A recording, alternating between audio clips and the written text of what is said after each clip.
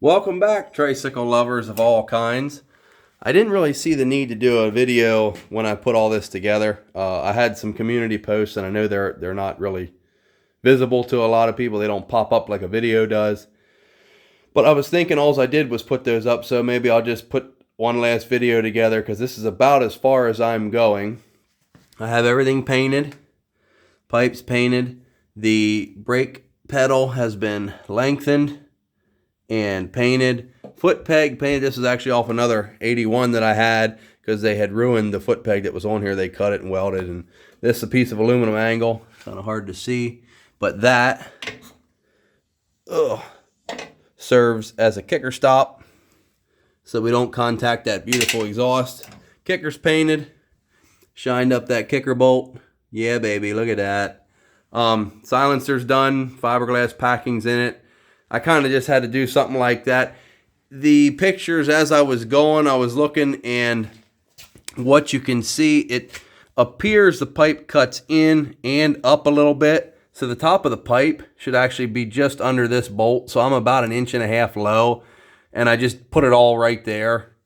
And it kind of looks bad, but I'm not redoing it, and it's not getting changed. And on the off chance I actually find that pipe that was made for these all those years ago, there was a couple companies, a fellow YouTuber friend of mine, Mr.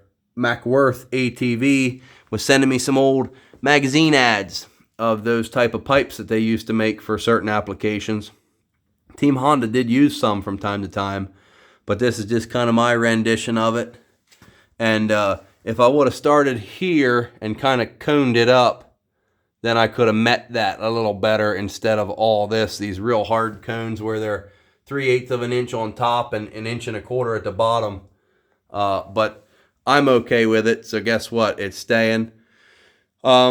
Kicker, foot peg, brake pedal, kicker stopper, and the foot peg riser is in there. I wasn't sure how that was made, and I tell you what, it is close. It'll wear in. But that's all I could do, and trying to find, like, in the pictures, looking at where the brake was, it was by the H, wasn't too far away, and from this screw down to here, you could see the kicker bolt and the kicker shaft and stuff, so trying to guess where everything has to be was a real pain. I don't even have the clevis pin in there. That's just a little metric bolt I have in there just for the time being. I don't even have the cotter pin in there, so that is a little wonky. But things are coming together now, and it's starting to take shape, so it's starting to look like it used to. It probably will get out of hand eventually, where I pull the bars off and have them repainted. The gas tank I am going to have repainted. The fenders I'm not. I'm going to save these fenders and try to find some old Sundoll reproductions, the fiberglass ones from back then, have those painted the way they should be. And finally, I found the rubber edge molding, edge guard, edge protector, whatever you want to call it. Put the seam right in the middle and the bottom like you're supposed to. And I welded this up myself, and trying to look at the pictures and guess where that thing is supposed to be. If you get down here, over there, it looks right, it looks wrong. It's so difficult to try to figure that out from where this guy was standing when those pictures were taken. You can kind of see the bar. That'll get painted when the frame gets painted. I'm probably not going to do that. I'm going to get the, I got to get the wheels blued, anodized blue, and find fenders. And then it might probably go to Vintage Motorsports, and Mr. Mike Palmgren's going to totally blow it apart and clean everything. The swing arm bushings, it's hard to see in there, but you can kind of see it wiggling. They're shot. Suspension's all blowed out. This is actually surprising. I bet you, if I put fluid in there, I bet you I could get brakes without much trouble. And I also found something neat on another Honda I was working on. Oh, I got that zip tied. They dated not only the rubber line, but they dated the ends. I'll see if I can go around there and find that. Well, I can show you on this one, because it's nicer. Let me see here. Try this.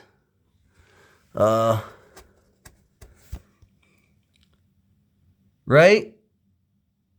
Turn this off. That's even worse. Yeah. 3/81. Yeah, you can see the 3/81 there. Kind of hard to see, but it's there. And what's really neat is, this sticker's impossible to get to. 3/81. So not only is the rubber got the date on it, these little crimped ends also have a date. So that's something, notice I need a cap for the bleeder. That's something you can look for when somebody's trying to tell you something's a certain year. Or if you think the brake lines were changed or whatever. If it has a 1997 brake line on it, then they probably took it off of something else. But enough about that. Back to my story.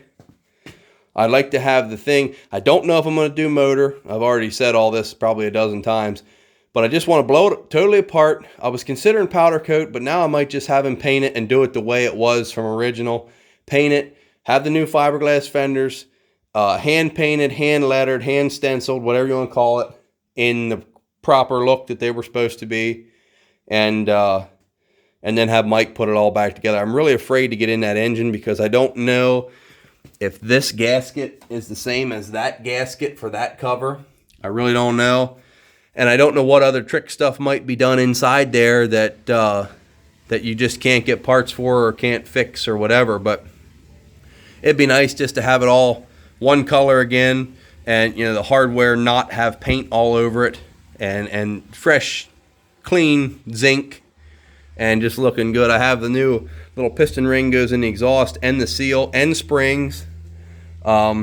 This actually fit real tight. I was pretty proud of myself for hammering this piece and making this piece nice and round to fit inside there. I cut this shorter. I know you can't tell, can you? Almost hurt myself patting myself on the back. So I didn't decide to go with the rubber piece. This is actually like paint can handle. And then this was actually on here from whatever it was. That was a WFO or something. It had some decal on it I took off. But yeah, everything's done, buttoned up, and I have an NOS clutch cable, perch, and lever. And the lever has, I think, a 429 center code or something, and it was off of a 125 or XL something or other. It was a dirt bike. So we used the center code of the lever because if you look in the parts breakdown for this 250R, this is not a 961 lever. This is off of something else. So it's a dog leg competition style lever. Look at that. Just that clutch makes you go so much faster. So I have all that to put on, but I figured I'm not going to waste time putting it on and marring everything up and then have to take it all back off. This boot is original to that lever bracket setup. So I got the cable, the bracket, the lever. But if all this is coming apart, it's going to go in a box and go to Mike's. And then when he paints all that, he can put it all together and he can scratch it all up. And then I don't have to live with that because what I don't know won't hurt me. But I didn't decide to do a video on tightening every last little bolt, but I figured I have enough here to say now this time that I'd make a video. So there you go. That's where we are. Next stop is taking care of the anodizing on the wheels, however you want to say it. My three-wheeler talk is better than my grammar. We'll see you next time.